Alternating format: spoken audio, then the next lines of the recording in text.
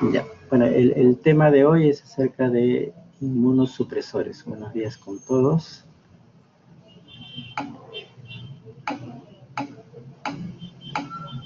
A ver, vamos a tratar de darle una orientación principalmente clínica en cuanto a la indicación específica de estos medicamentos, ¿no? A ver, se denominan bajo este concepto sustancias pues, químicas que tienen un fin de modificar la respuesta inmune. Principalmente lo hacen bajo la inhibición de algún paso o una secuencia en la función de alguna célula o de alguna de sus moléculas que son producidas por el bloqueo de la misma, ¿no? Es así que nosotros tenemos pues diferentes categorías de inmunosupresores. Es una forma de ser divididas. Aquellos que inhiben o eliminan a esta población linfocitaria, tenemos agentes conocidos como citostáticos. Azathioprina, mofetimicofenolato, ciclofosfamida, metotrexato y leflunomida entran dentro de ese concepto. Los corticoides también tenemos que pueden tener efecto inmunosupresor, sobre todo cuando son usados a dosis suprafisiológicas por encima de 30 miligramos o 0.5 miligramos por kilo de peso, es que vamos a ver este efecto principalmente. Y algunos otros medicamentos que tienen acción ya a nivel dentro de la estructura o funcionamiento intracelular, ¿no? Como aquellos que actúan sobre inmunofilinas. Tenemos inhibidores de calcineurin, ciclosporina, tacrolimus, y inhibidores del mTOR como sirolimus, everolimus, como moléculas. Todos son ejemplos de fármacos que actúan pues, bajo esta modalidad, influyendo directamente sobre la función celular. Por otro lado, tenemos moléculas que van a tener la estructura de anticuerpo y van a fijarse o van a unirse a un antígeno específico.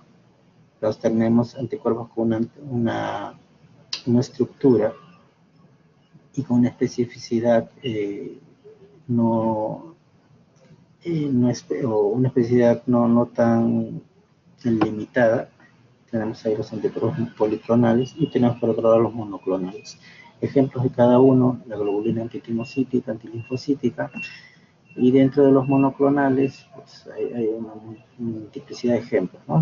Que son de repente los fármacos que han tenido mayor énfasis en reumatología.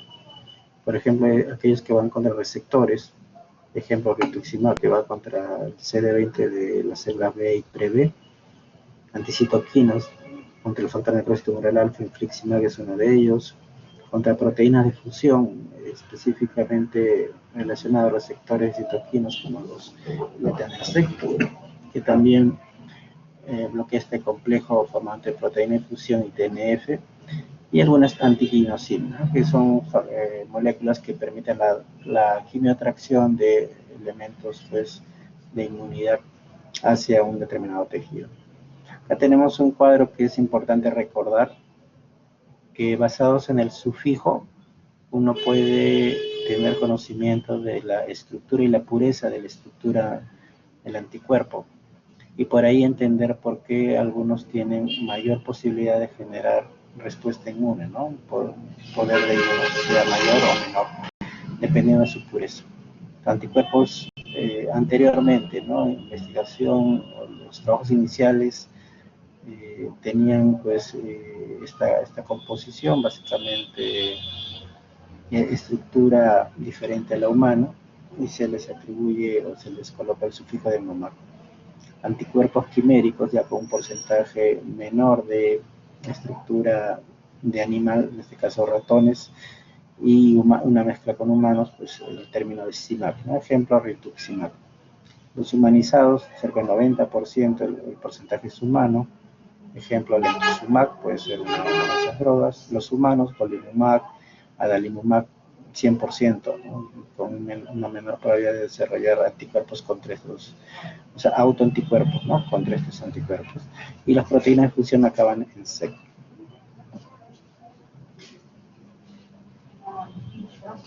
Sí.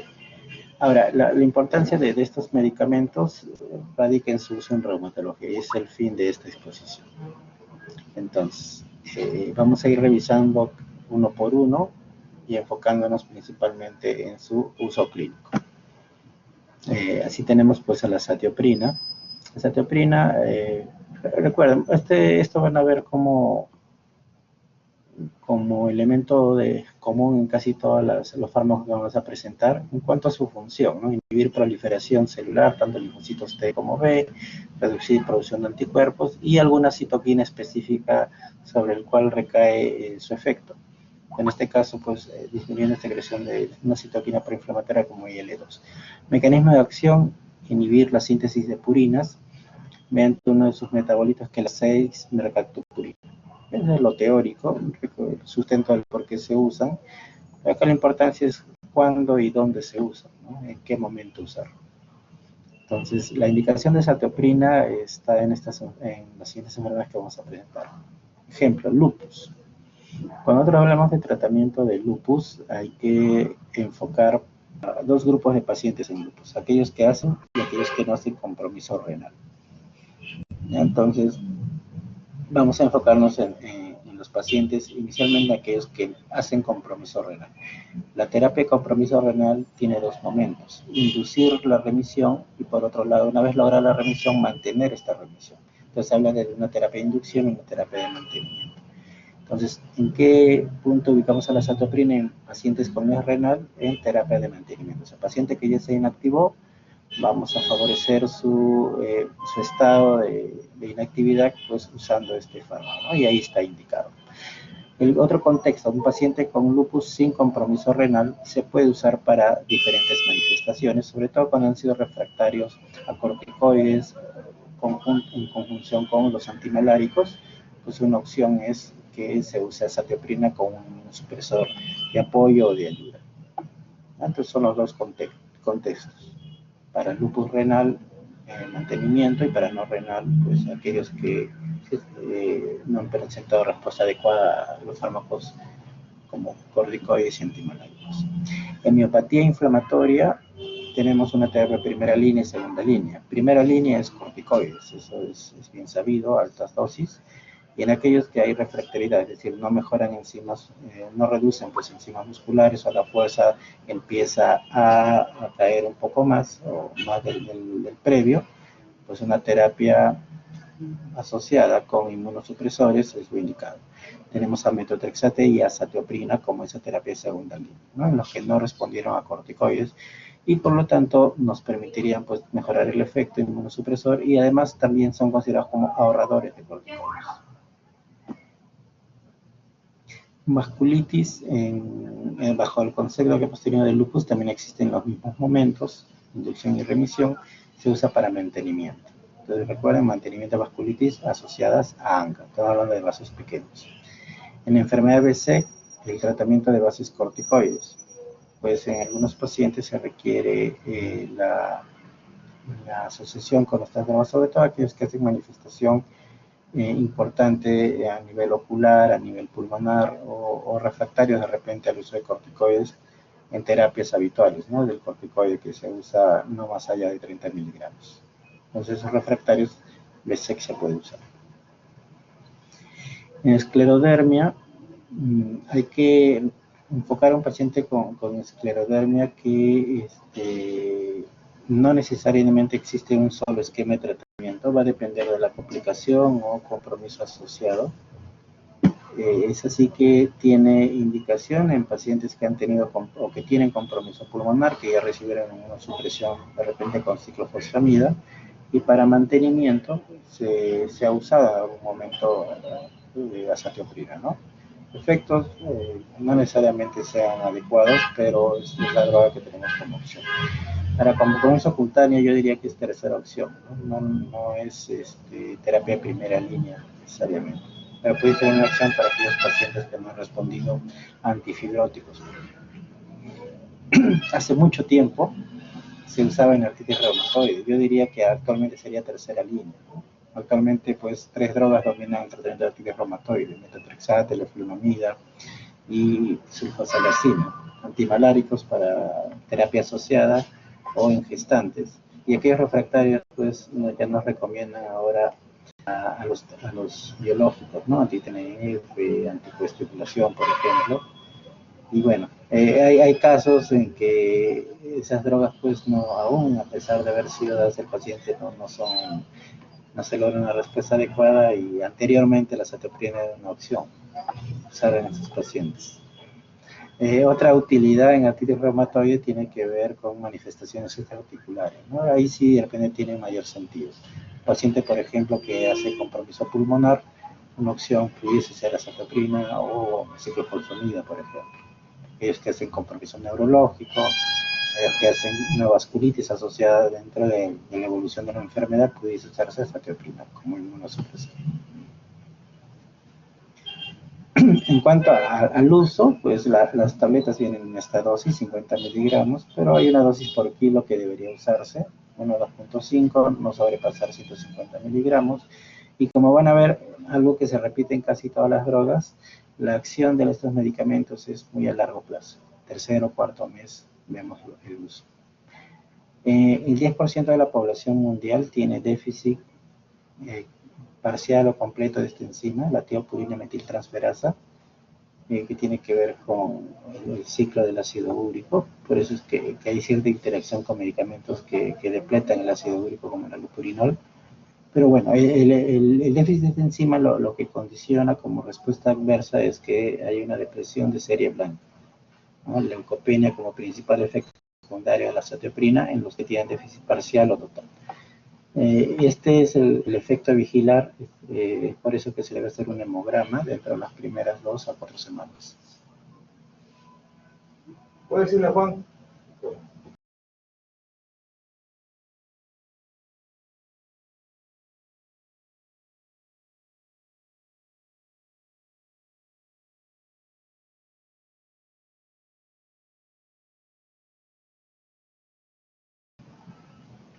A ver, es el principal efecto, ¿no? Como ven acá hay una tabla de efectos hematológicos, siendo la leucopenia lo principal.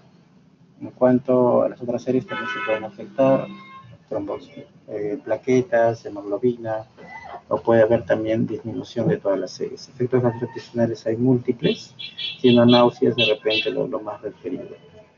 Más raramente vemos otros efectos como pancreatitis, alteraciones de enzimas hepáticas, enfermedad pulmonar intersticial, puede haber compromiso dérmico, afectación también. Esto de repente en cuanto a lo que es función reproductiva es importante tenerlo en cuenta. Si bien es cierto, vemos que da efectos secundarios como la cromosomal o enfermedades congénitas, pero pasado el segundo trimestre sí se podría usar, ¿no? Porque su problema está principalmente en el primer trimestre de gestación. Si es que obviamente el beneficio va a ser mayor que el riesgo, ¿no? En las gestantes. Mayor tasa de infecciones, en el cual incluimos el herpes zóster y bueno, efectos mucho menos frecuentes como la proteinuria, neuropatía periférica.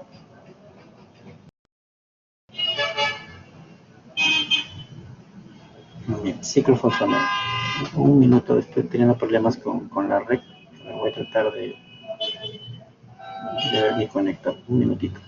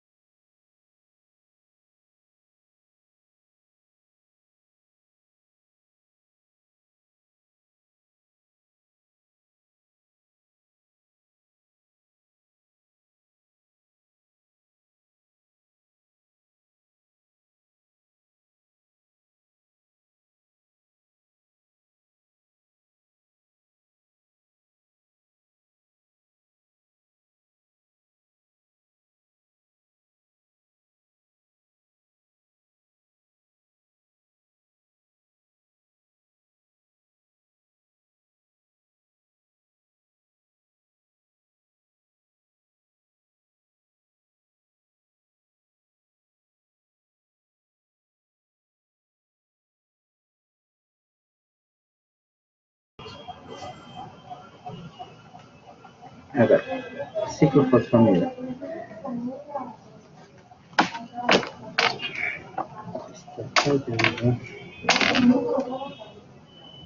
Ya, pero ciclofosfamida. Como ven, también tiene efecto a nivel de proliferación, reducir proliferación de linfocitos T y B, por lo tanto la producción de anticuerpos se ve reducida. En este caso, sobre hipersensibilidad tipo 4 es donde vemos su acción también importante. El mecanismo de acción, bueno, produce varios metabolitos en realidad, ¿no? Donde la mostasa de fosfaramida es uno de los más importantes para actuar, pues, generando reacción cruzada y romper la estructura del DNA. Existen varios metabolitos, algunos de ellos son considerados tóxicos y de ahí viene su perfil de riesgo o daño, ¿no?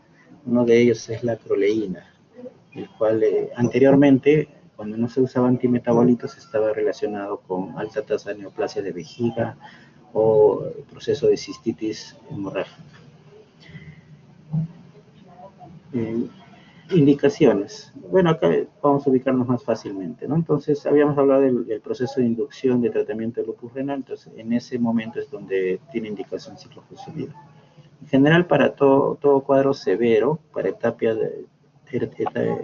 inicial, terapia de inducción, de diferente difusión orgánica, tenemos a la ciclofosfamida generalmente como una opción importante.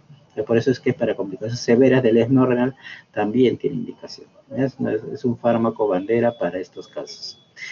En esclerodermia, habíamos dicho mantenimiento a azatioprina, pero en una etapa inicial, ¿no?, de terapia de inducción, ahí tiene lugar también la ciclofosfamida en EPI, compromiso pulmonar. Vasculitis, como ven, ¿no? Hay esquemas que son usados a dosis bajas o altas para terapia de inducción y pudiese también opcionalmente usarse para mantenimiento, pero un esquema un poco más ampliado. El esquema que se suele usar con ciclofosfamida son pulsos o cada 15 días o cada mes, en número de 6 pulsos. Y luego de eso, el mantenimiento suele ser con otra droga, puede ser azatioprina de repente, pero si usamos esa ciclofosfamida como mantenimiento es cada 3 meses el mantenimiento. Y se va dando esto hasta 4 o 6 veces más. Artritis reumatoide para manifestaciones extraarticulares. Como les mencioné, es una droga que es usada de esa manera para diferentes manifestaciones severas de diferentes órganos. AR también tiene lugar. Y si hablo de manifestaciones articulares, yo la pondría al mismo nivel que azatioprina cuando les hice el comentario del tratamiento de refractario, ¿no? Actualmente ya existen otros esquemas que ya hacen, pues, bien difícil que uno use ciclofosfamida como una opción para este tratamiento. Hay posibilidad también de usar vía oral. Esta es la dosis recomendada, 2 miligramos por kilo por día, el cual tiene que ser variada de acuerdo a la depuración renal, ¿no? Tasa de filtración glomerular o depuración de creatinina. Que por este proceso, pues lo que uno va haciendo es reducir dosis para evitar toxicidad. ¿Sí? Lo mismo para vía endovenosa, se puede hacer eso. En general nosotros usamos más la vía parenteral que la vía oral, ¿no? La vía parenteral tenemos este rango de dosis por metro cuadrado de superficie corporal, 0,5 a 1 gramo. Y lo que yo busco, o el concepto de usar ciclofosfamida, está basado en lograr inmunosupresión. Entonces lo que yo espero es que cuando yo hago un control de un hemograma, vea reducción de la serie blanca. Si yo no la veo, quiere decir que no estoy logrando, pues, un tratamiento efectivo. Entonces se habla de que si un paciente no reduce en 40% del previo el porcentaje de leucocitos, no ha sido adecuadamente inmunosuprimido. Y en ese caso tendría que adicionar una mayor dosis. En su defecto, si el paciente, pues, es llevado a un valor muy bajo, se toma como punto de corte por debajo de 3.000 leucocitos, estoy con una dosis excesiva y tendría que reducir la dosis inicial. Entonces tengo que hacer un hemograma control. El punto de mayor efecto del fármaco está entre el día 10 y día 14, por eso es que a las 2 semanas le pido el hemograma y monitorizo el efecto terapéutico o secundario de este fármaco. Recuerden que les mencioné en vía oral que hay que ajustar el mismo esquema para parenteral, aunque no es en forma tan grande, Si el paciente está hemodializado, hay que administrar después de la diálisis, ¿no? Se entiende esta justificación. En falla hepática no es necesario pues, ajustar dosis, ahí no hay problema. Efecto secundario. La mayoría de efecto pues, dermatológico, caída de cabello, pero suele ser reversible. Es un efecto muy frecuente de esta quimioterapia. La fertilidad, de ahí viene el por qué se dejó o se ha dejado de usar en extenso la vía oral, porque en vía oral se veía más efecto secundario. La idea es exponerlo el menor tiempo posible en la droga, por eso la de administración de impulsos, pues interfiere con la génesis, espermatogénesis también en los pacientes. Gastrointestinal, náuseas, vómitos, diarrea, mucositis, todo es debido a este fármaco. También puede haber ese efecto secundario. Lo que les mencioné, la cistitis hemorrágica, si uno usa antimetabolito, el cual se suele dar en el momento que se infunde el fármaco, se reduce este riesgo, ¿no? Aún. Depresión de diferentes series, siendo las plaquetas las que más sufren. Eh, Perdón, los leucocitos son los que más caen, siendo las plaquetas y la hemoglobina también un probable efecto secundario.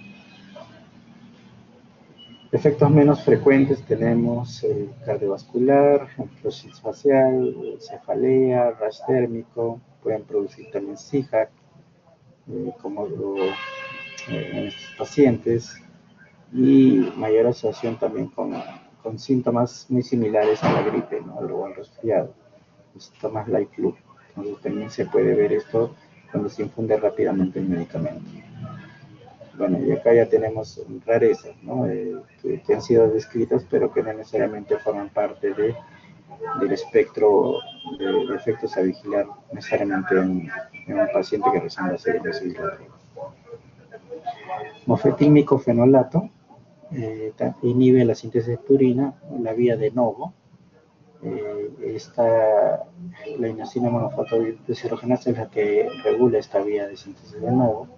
Mediante ese método, pues al alterar el sustrato para la formación de bases nitrogenadas, pues puede inhibir la función vía modificación DNA, ¿no? Por eso voy a inhibir la proliferación de estas células, linfocitos T, B, y reducir la producción de anticuerpos. Le doy cita para de una vez. Creo que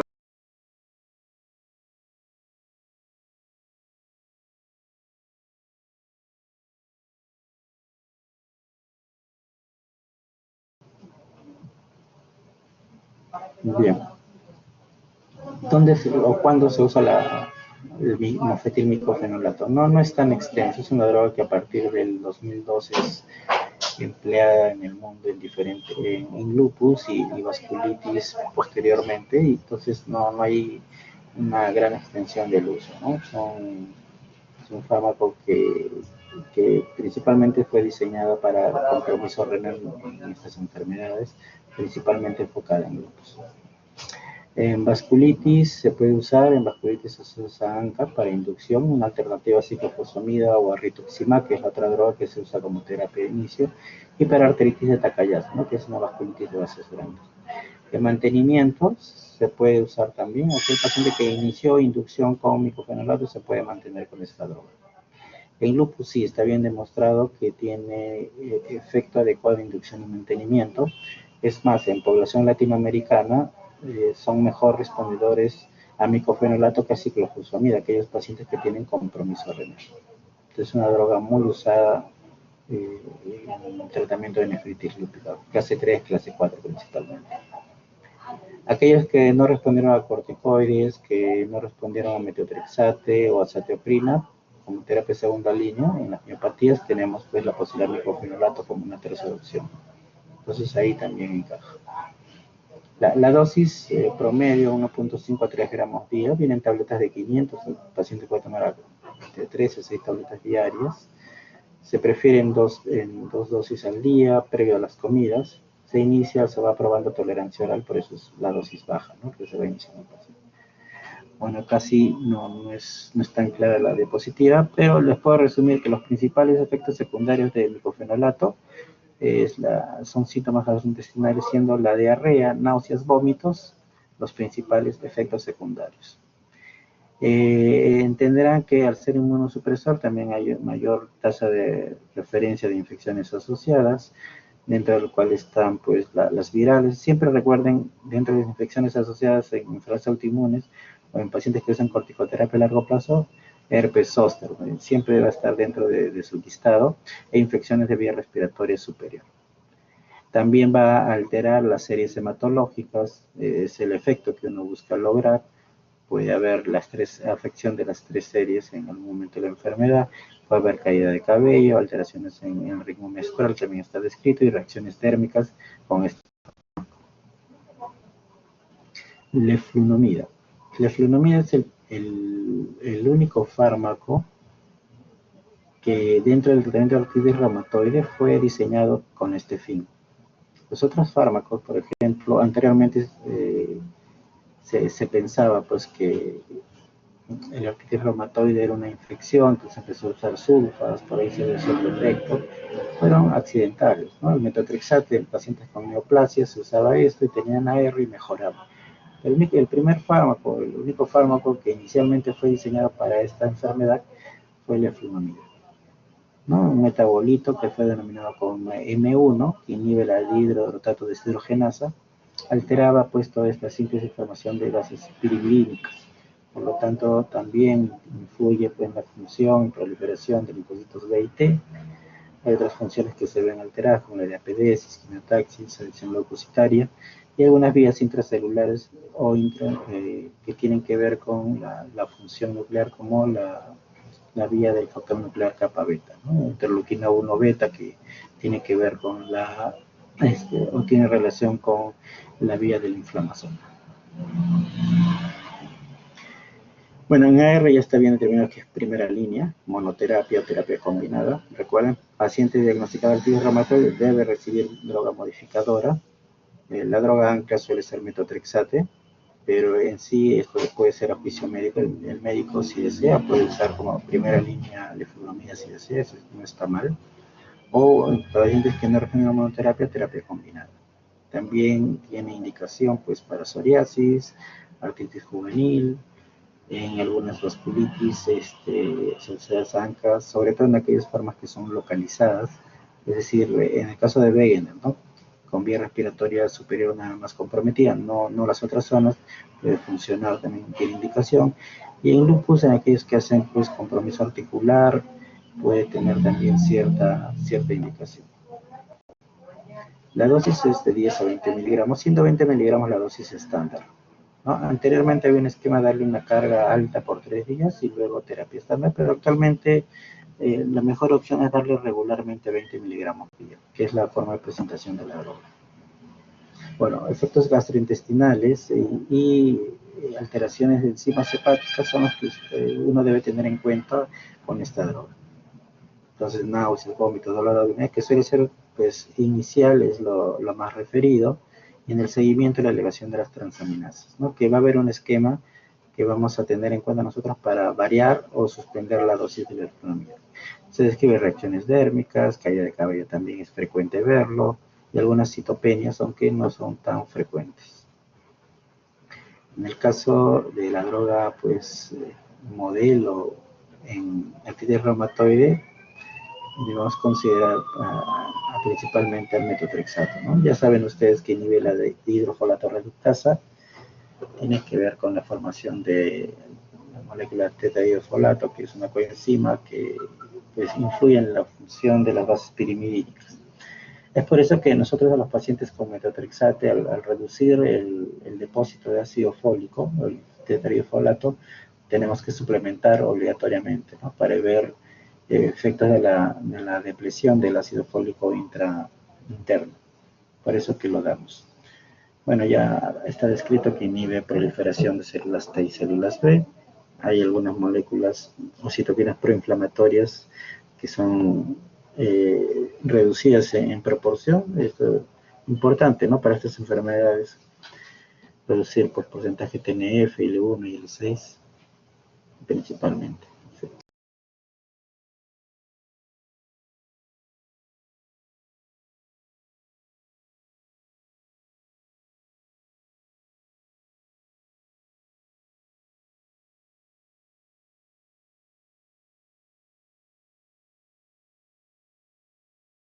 Ya, perdón. Eso es principalmente lo que hay que recordar de metotrexato. Bueno, ya saben ustedes que es tratamiento de primera línea, ya sea inmunoterapia o terapia combinada. Es el fármaco que más se ha usado en este tiempo. Es considerado por varios motivos droga estándar, debido, por ejemplo, a mayor cantidad de estudios, inmunoterapia y asociados. Por otro lado, la forma de administrar lo que es semanal genera una mejor adherencia del paciente. Tiene presentaciones parenterales y oral que facilita su dosificación. El costo, si haces comparación gasto-mes de esta droga con las otras, pues vemos que existe un saldo a favor del metotrexato. Y su perfil de seguridad en estas veces también es adecuado, ¿no? Entonces, son motivos por el cual se considera una droga necesaria muchas veces como inicio de tratamiento en los pacientes con ERF. Eso no quiere decir de que obligatoriamente hay que usarlo, ¿no? Uno puede valorar su otra droga. Bueno, obviamente si hay un paciente que tiene alguna contraindicación, se debería dejar de usar. Paciente patópato, paciente que tiene de repente alcohólico, inmunosuprimido, en relación a esta disfunción hepática también no debería usarlo.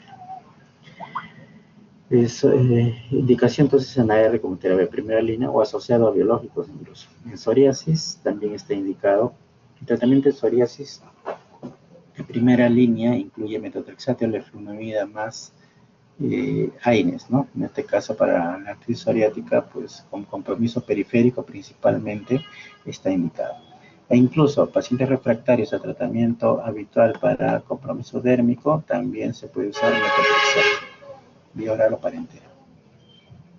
En la IJ, la forma poliarticular, es muy frecuente de que no responda solo a AINES. Entonces en ellos se le puede agregar a los niños metotrexato muy similar al esquema del adulto, y también en pacientes con formas de estilo, formas sistémicas, asociado al corticoide puede usarse, en aquellos refractarios, ¿no? Se puede usar metotrexato. Y hemos mencionado que en miopatía inflamatoria, si no funciona el corticoide, tenemos azathioprina o metotrexato como una opción.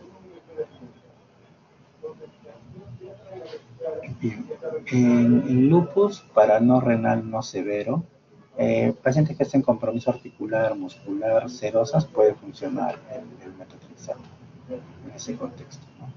En vasculitis que tienen formas localizadas, estaba hablando específicamente del Wegener, con afección solo de vía respiratoria superior. Para esas formas se puede usar metotrexato como primera línea, ¿no? Una alternativa a ciclofosfamida que se le reserva para formas sistémicas o generalizadas. Y para terapia de mantenimiento, a estos pacientes que recibieron este esquema, puedo mantenerlos aún con metotrexato. Bueno, la dosis va a un rango terapéutico, mínimamente esto, pero uno espera lograr una dosis óptima que es por encima de 15 miligramos. Pero uno va empezando a ver tolerancia al paciente con dosis más bajas. Si le voy a dar parenteral, debo darle, pues, si la dosis va a ser por encima de 15 miligramos, debe darlo necesariamente bajo esta forma, ¿no? Porque su tasa de absorción varía si yo supero la vía oral de esta dosis. Por eso prefiero el parenteral y recordar que siempre hay que asociar a ciloforma. Bueno, los efectos son varios en realidad. Cefalea, escalofríos, fatiga, cambios térmicos también específicos, ¿no? Pero puede haber reacciones de fotosensibilidad, depresión de las diferentes series, ¿no? Anemia, leucopenia, trombocitopenia. De repente los efectos gastrointestinales, al igual que la fibromialgia, son los de mayor frecuencia. Náusea, diarrea, vómitos, son bastante referidos. Cefalea también podemos agregar dentro de esas posibilidades, ¿no? Bien.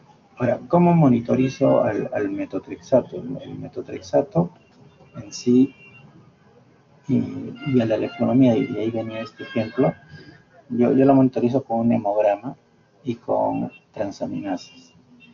Las que tienen de repente mayor utilidad para regular la dosis son las transaminasas. Entonces ustedes se fijan en el valor normal, el límite superior e inferior, van fijándose y van a ver si que existe una elevación que no supera 2 veces el valor normal del límite superior, pues pueden observar nada más el paciente. Es decir, vamos a poner un número que es de referencia, ¿no? 45 es el valor superior de la transaminasa TGO. Si el paciente tiene 50, o sea, está elevado, pero no más allá de 2 veces el valor normal, solo observo. Si el paciente eleva las enzimas entre 2 a 3 veces, es decir, poniendo el mismo ejemplo, si el paciente tiene 100, o sea, más de 90, que es el doble, el paciente le tengo que reducir la dosis. Generalmente se llega hasta la mitad de la dosis previa. Lo mismo para la flunamida que metotrexato. Y si tiene más de 3 veces el valor normal, se sugiere suspender la droga, ¿no? Y es la forma como yo monitorizo efectos secundarios.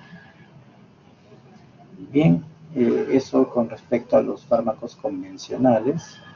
Vamos a decir algunas palabras de los fármacos biológicos, que también son supresores. Bueno, acá el proceso inmunológico es el ejemplo de AR, ¿no? Donde más fármacos se han investigado. Acá tenemos el proceso de presentación de antígenos, célula dendrítica, ¿no? Molécula MHC clase 2, la posibilidad de presentar el antígeno en la célula madura, coestimuladores, que son drogas necesarias para que el linfocito T madure, y a partir de ahí pues una serie de eventos que desencadenan todo el tipo de respuesta que se ven en la R, ¿no? Con producción de citoquinas, participación de otras células del sistema inmunológico. Ahora, el esquema nos ayuda porque podemos ver ejemplos acá, moléculas que van a inhibir, por ejemplo, ¿no? Procesos de unión de receptor o procesos de coestimulación. Ahí tenemos el ejemplo de Batasec, que va específicamente contra un interleuquino, secukinumab, ¿no? Que es usado actualmente en polinitis anquilosante.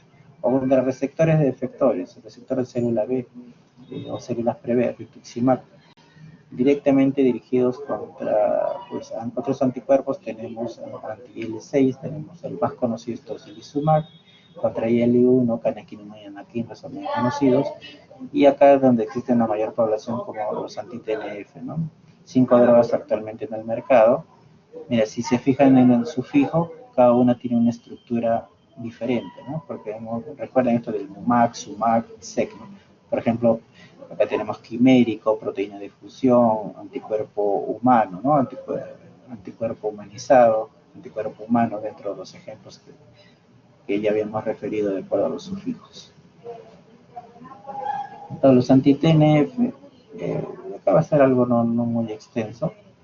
Recuerden que el TNF-alfa regula en forma soluble, principalmente producido por células como los macrófagos y linfocitos T. Hay el anticuerpo en sí, no el que circula en el cuerpo, sino el anticuerpo producido en laboratorio, pues puede ser el tipo humano, humanizado, quimérico, proteína de fusión, es lo que se ve. Ahí tenemos ejemplos, ¿no? Infliximab es un quimérico. Las indicaciones son múltiples, inicialmente usado en AR, moderado, severo, o sea, aquellas que no respondían a terapias clásicos. Artritis psoriásica, espondilosis anquilosante, enfermedad de Crohn, colitis ulcerativa y psoriasis. El uso de compromiso dérmico pues tiene indicación. Es una droga que se usa por vía parenteral endovenosa. Hay un esquema de uso que cada vez se va ampliando más a medida que el paciente va logrando respuesta. Esto no, de repente no es necesario que aprendan las dosis, sino simplemente que es un fármaco que tiene ese modo de acción. Y Etanercept, que es, recuerdan esto, el sufijo es proteína de fusión. Entonces, también misma indicación, moderado severo. En general, todos los biológicos están para este tipo de pacientes, ¿no? Psoriasis activa, anquilosantes, psoriásicas a la placa. Y acá agregamos la indicación de IJ poliarticular, también moderada severa. Es presentación subcutánea. El medicamento se administra semanalmente, ¿no? A esta dosis. En niños puede haber una variación de acuerdo al tipo de peso. MUMAC, que era humano, ¿verdad? Anticuerpo anti-TNF humano en este caso. Las indicaciones son muy similares a las anteriores, y algunas indicaciones que no están dentro del ámbito necesariamente de reumatología, sino otras enfermedades autoinmunes. Tienen superativa moderada severa, uveitis infecciosa y las ya clásicas que hemos mencionado. Esto también es subcutáneo, la diferencia es que cada 2 semanas. ¿No? Son 3 drogas aprobadas por el FDA para el tratamiento de AR, como ven. Certolizumab pegol, una proteína pegilada, también de tipo humanizado, que tiene indicaciones muy similares a las anteriores, a las que hemos escrito, incluyendo AR, algunas espondiloartropatías específicamente y la psoriasis tipo la severa, ¿no? Este fármaco también es subcutáneo y tiene un esquema pues, que a medida que se va prolongando el uso se va haciendo más amplio, hacerse mensual cada vez. Olimumab también es un anticuerpo de tipo humano. Es más, de 2010 más o menos se produce esta droga, por eso es que tiene menor número de indicaciones, ¿no? Pero incluye AR y algunas espondiloartropatías. Este medicamento es de aplicación subcutánea y mensual, ¿no? Aunque hay una presentación endovenosa que se puede extender incluso cada dos meses su uso. Ahora, esto de repente sí es lo que debemos recordar, ¿no? Efectos adversos son mínimos en realidad. Puede haber cefalea, rashes en la zona de inyección principalmente y una mayor tasa de infección de vías respiratorias superiores, que suelen ser de rápida resolución o transitorias. Puede elevar enzimas también musculares. O sea, todo paciente que va a usar anti-TNF es obligatorio que lleve pues, un tamizaje previo que incluya pruebas para descartar infecciones asociadas. Incluyen las virales, hepatitis B, hepatitis C, HIV, sífilis, o cultivos diferentes, radiografía, incluyendo la prueba de tuberculosis que puede ser el cuantiferón o el PPH de Festo, ¿no? Entonces debemos tener en cuenta esto. Bueno, también hay la posibilidad que presentarían una respuesta anafiláctica a estos pacientes con estas drogas. Eso en general para los 5 anti-TNF que hemos mencionado. Tocilizumab, recuerda, Sumac humanizado, ¿verdad? Entonces tenemos un fármaco que va contra el receptor de interleuquina 6, que lo han visto de repente la patogenia de diferentes enfermedades, incluyendo AR. Esta ILC induce la diferenciación de linfocitos B, los cuales son los encargados del anticuerpo. Bloquear esa respuesta reduciría la población de esa célula y también de los anticuerpos, incluyendo en el caso de AR, CP, factor reumatoide, por ejemplo. De la indicación inicial, pues principalmente artritis reumatoide, ahora se ha extendido el uso acá, sí podemos ver la indicación en una enfermedad diferente, como vasculitis, ¿no? Takayasu, células gigantes. Formas juveniles también de la IJ, y síndrome de liberación de citoquinas. Le sonará esto de tormenta de citoquinas, actualmente visto con más detalle en COVID, ¿no? Por eso es que se estipuló su uso para casos específicos. Esta indicación es de hace mucho tiempo, y bueno, esta entidad también coexistía con esta posibilidad de la tormenta de citoquinas, por eso es que se ha usado en algún momento en esta condición, que actualmente la bibliografía no tiene tanto sustento sobre ese probable efecto beneficioso. Una vía parenteral, endovenosa y también vía subcutánea. Ambas son de administración secuencial. En el caso de la endovenosa es cada mes, en el caso de la subcutánea es una vez a la semana se aplica esta dosis, ¿no? Son equivalentes. Los efectos muy parecidos a los anti-TNF en el sentido de mayor tasa de infecciones de vía respiratoria superior. Y otro punto a tener en cuenta es la mayor frecuencia de hipertensión y elevación de transaminasas.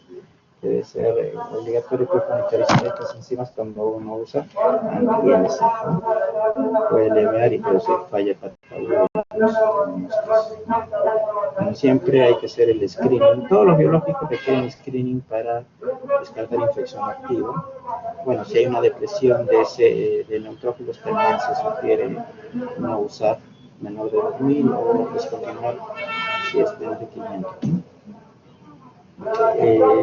Esto con frecuencia, pero es parte de lo que se sustenta dentro de las recomendaciones. A pacientes con diverticulitis evitar usarlo por la riesgo de perforación gastrointestinal. Los niveles de plaquetas también pueden ser limitantes para usar esta droga, sobre todo por esta menor.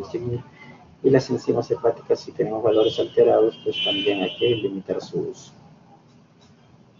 Otra droga de muy amplio uso, aunque no necesariamente tiene todas las indicaciones especificadas en FDA, sino son serie de casos, reportes que sustentan su uso del rituximab.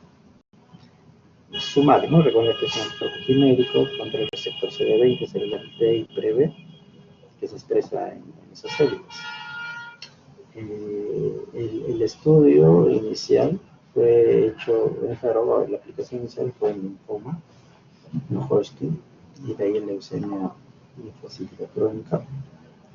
Pero se vio que mejoraba, había coexistencia de pacientes con AR linfoma y mejoraban pues la actividad de la enfermedad. Por eso es que se extendió el uso a artritis reumatoide. Y a partir de ahí ya se ha empezado a usar en otras enfermedades, pero no, las cuales no necesariamente tienen indicaciones muy claras. De repente acá podría agregar vasculitis, ¿no? De vasos asociadas a ANCA como una indicación de determinada, pero el resto solo es serie de casos. Para nosotros, para enfermedades autoinmunes, usamos una dosis de 1 gramo, separada en 2 dosis que puede darse cada 6 meses o cada año. Entonces el linfoma tiene un esquema diferente por metro cuadrado, una secuencia de 4 aplicaciones separadas pues, de 1 semana cada uno.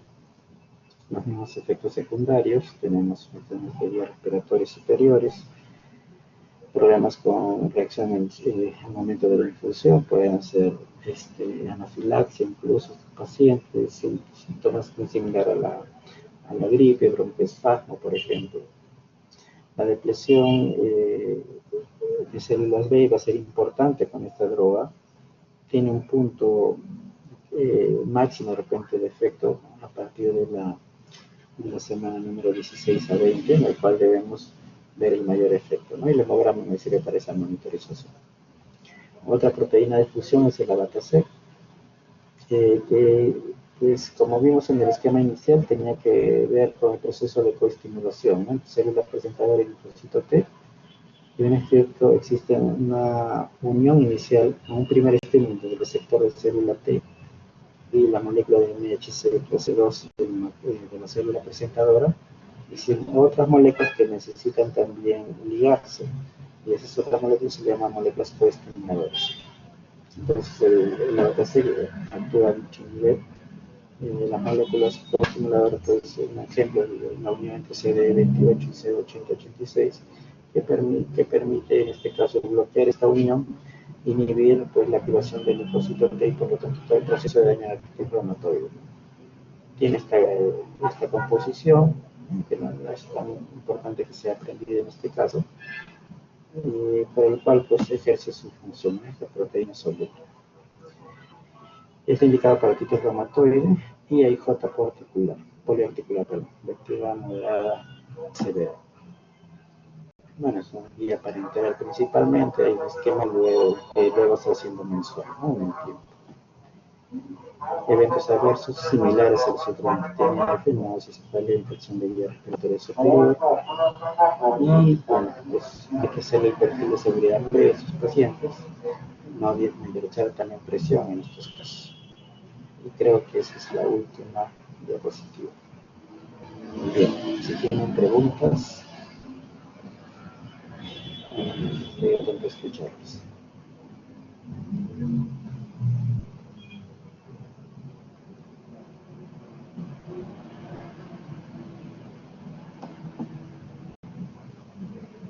¿Alguna pregunta? Entonces son diferentes contextos, ¿no? Hay que tener en cuenta de que los clásicos tienen indicaciones específicas. Los biológicos, la mayor parte están centrados en las enfermedades que más investigación se ha hecho. A la cabeza, pues, AR y espondilocropatías. En lupus se ha investigado bastante, pero varios de estos no han tenido efecto beneficioso. Bueno, hay una droga que está aprobada para el lupus no renal, un biológico, que es el belimumab, que es el único biológico aprobado para el lupus, ¿no? Que hemos obviado su presentación. Vasculitis también, es de repente la cuarta que se está intentando. En osteoporosis se usa una droga también biológica, que es el denosumab. Ha demostrado también reducir fracturas vertebrales y no vertebrales, que es otro tipo de indicación de otro tipo de droga.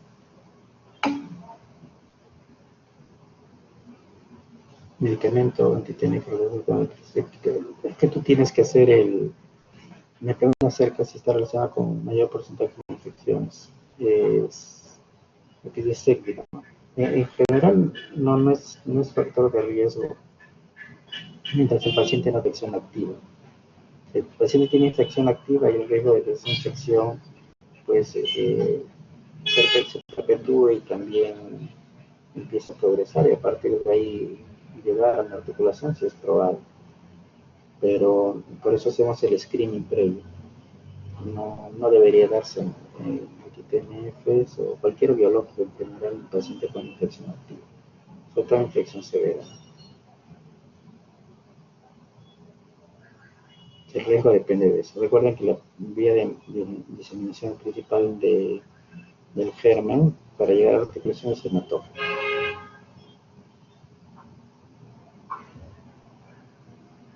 ¿Alguna otra pregunta?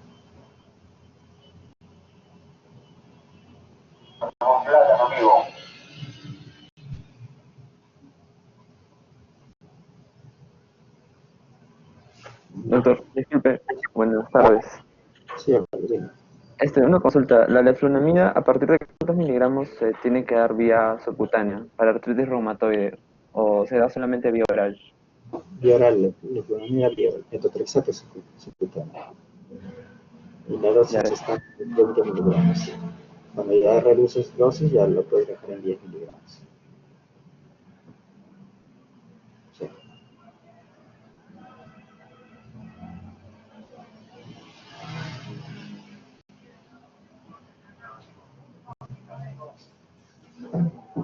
¿Alguna pregunta?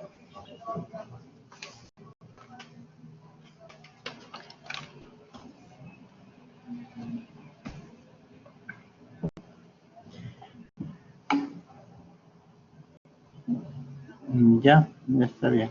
Lo dejo como la vez pasada.